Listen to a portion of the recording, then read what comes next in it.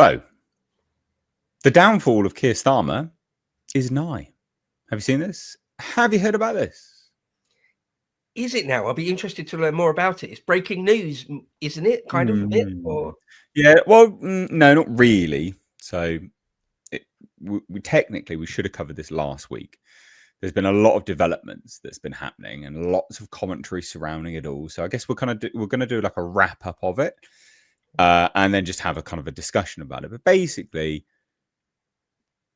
it's not looking good for Keir Starmer. I mean, it hasn't been for a long time. Obviously, anyone with a brain cell can figure that out. But there's been a whole host of very strange things that have happened. Namely, leadership websites begun to get registered and popped up. One of them was for Wes Streeting. And it is literally, I mean, here is the website. It's an active website, Wes for Leader. So, okay. I mean, it's interesting. Okay. This happened. There was leaks to the press for certain things. There were public spats between Keir Starmer and sort of chief of staff. Was it Morgan McSweeney? He's got my full confidence, but whoever leaked this, blah, blah, blah. A whole host of things have happened. A chain of events have occurred, which has got everyone saying, his time is up now. His time is up. They're going to do the budget. And then after the budget, the likelihood is there'll be a form of a leadership race, a leadership campaign. They will try to oust Keir Starmer. And we're already starting to see some more signs of that as well. So you have Clive Lewis coming out and basically saying, yeah, Keir Starmer should step down, actually. Right. Just out and out saying, yep, Keir Starmer should step down, and literally saying Andy Burnham should become the next Prime Minister. It's like, well, Clive, you're an idiot, but okay. So this is all very genuinely interesting stuff, and it's happened quick succession. You've even got Jacob Rees-Mogg, which, love him or hate him, he is an individual that has been in Parliament, knows how it runs. And he's done a whole string of YouTube videos that says, yeah, I mean, this is a foregone conclusion now. It's basically just a matter of time. He will be gone because these series of events have occurred. It's going to be very hard to come back from. So that's it. And then also, I don't believe he watches this channel. He watches my other channel, actually. But there's a YouTuber, ex-army Paz. His name's Paz. Great YouTube channel, actually. Very based, very nice chap. Yeah, he watches Missed H reviews. I don't know if he watches this, but he has made a video and he has alleged that he has sources. I'm not saying that he doesn't. I'm just saying he alleges this. I've got to do that. It's the chain of events. I have to say these things. Sure. But he has alleged he has sources that have said, yeah, no, like it's on like Donkey Kong. He's going to go. Okay. So the chatter is he's going to go. I mean, look, maybe it's wishful thinking. God, I have some wishful thinking for Keir Starmer being ousted. But that's it. That's the news. That's the chain of events. Those are things that have happened. The website's popping up. People calling for him to be gone. The weird public spats. What do you think? I mean, my take home, real quick, is, do I think that Keir Starmer will allow himself to be outed, or will he call a general election? I'm going to say Keir Starmer would probably prefer to call a general election than be outed, because as much as he's a weirdly awkward, meek, wet wipe of a man, he's also an authoritarian psychopath, and I don't think he's going to want to go down as the worst polled prime minister, the most hated prime minister, that then gets ousted and replaced by someone who could succeed him and be more positively received. Because as history would show, I mean, that would be a pretty terrible track record. So I think he'd probably call a general election, I think. I think he would much prefer his. He knows his party's done anyway. I think he'd much prefer to go down with the, to send the party into oblivion with his own premiership. Maybe. Did you say there was some talk, some chatter about Rayner as well launching some sort of Yeah. There's Telegraph articles saying Rayner's got a plot against Keir Starmer as well. It's all over the place. There is so much chatter about internal politicking going on here. Well, there's a lot that could be said, isn't there? So for a start, once they got a big majority at the last general election, it's not sort of an obvious thing to say if you know your parliamentary history, but everyone was saying at the time that such a big majority does really mean that your own backbenchers become the de facto opposition. You're more likely to get a serious threat to the government's policy or the front bench, the government, from your own side than from the opposition, because there's quite literally more Labour backbenchers and they've got more power over you. They've certainly got more power over you.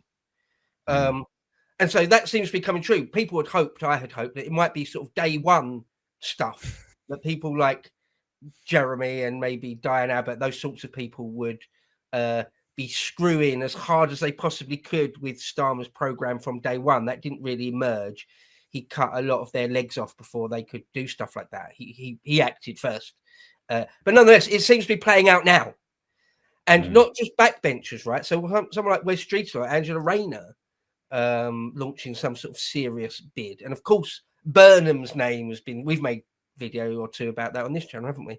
Burnham's name's been thrown around all over the place in recent months. So to see it now, if reports are to be believed, that it's really sort of coming to a head now, or if it will really, it's all being teed up just so that after the budget, they can really launch this coup d'etat, if you like. Then, well, I'm all here for it. Anything that damages the Labour Party, I'm all here for. Anything that might cause an early election and get rid of them sooner rather than later, I'm all for.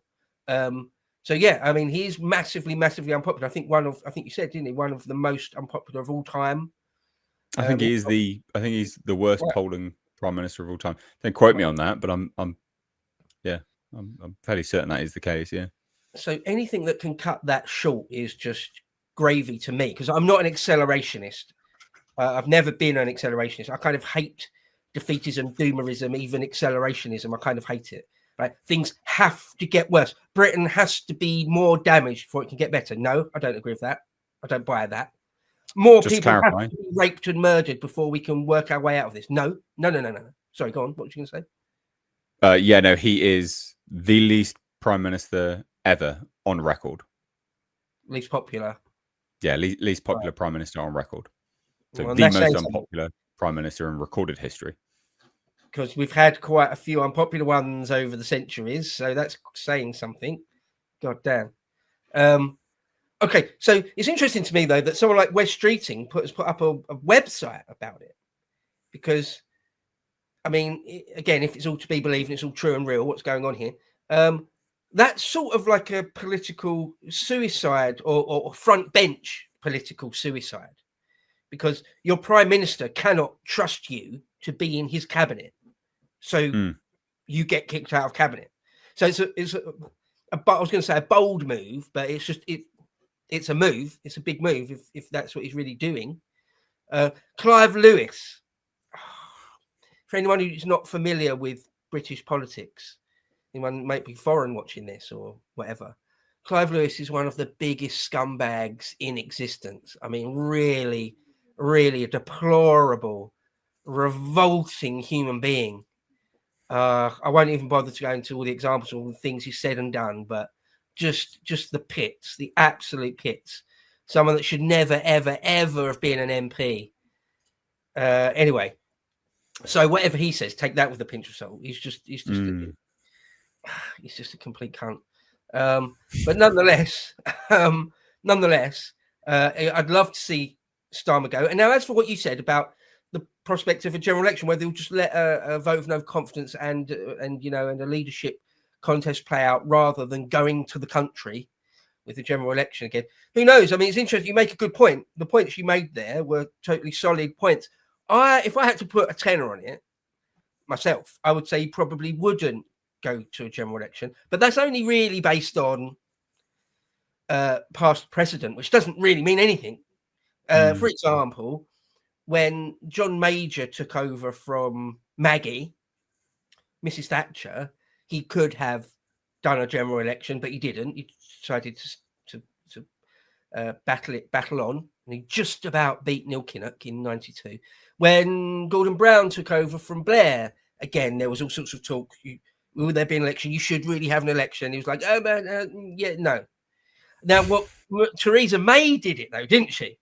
Theresa May did, and that's almost an exception to the rule. I mean, if we go back to the early 20th century, the collapse of the Liberal Party, or we go back to the 19th century, the rules are the dynamics are all a bit different, and they quite often a government, the prime minister would resign, the government would collapse, and they'd have a general election. You could have 2 in a year, but we're in a bit of a different world now, so that's a bit different. So Theresa May, in modern times, in the last 30, 40, even 50 odd years, Theresa May's sort of the exception to the rule. I mean, when Liz Truss came in and when Rishi came in, there was no general election. I mean, I've always thought that's bad. If you have any sort of leadership contest and you then don't go to the general election, I think that's shitty.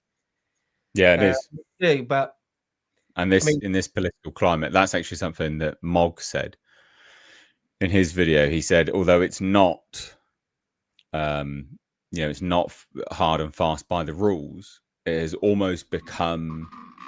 It's almost become the thing that you should probably do, because the public hate it. You don't actually have a mandate to do anything. Right. And the public really hate it. That is the bottom line. We didn't vote for you. Why are you our leader now? Yeah. You son of a bitch. Even if I might quite like you and like your policies, but you son of a bitch. We didn't vote for this. Or even when Boris, right? Anyway. So, but you might be right what you said about that he would rather sort of torpedo the party than go down as just this cooed one-yearer, this hyper unpopular one-year term guy that got cooed out, and it's very ignominious. He may as well go down in a blaze of glory, i.e. take it to the country and lose. May as well do that. Yeah, you may well be right. I wouldn't be surprised. Actually, wouldn't be surprised. My gut feeling, and that's all it is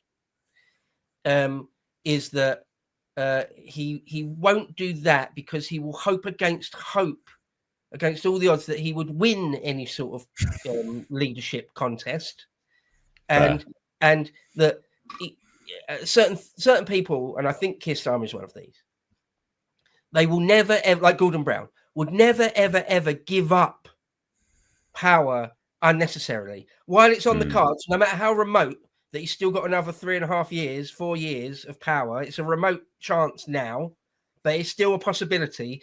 I would never ever give up on that. I feel like that's, but I might be wrong. I might be wrong. We'll see how it plays out. It's interesting though. Again, I'm here for anything that torpedoes the Labour Party. Down with Keir Starmer. Down with Queer.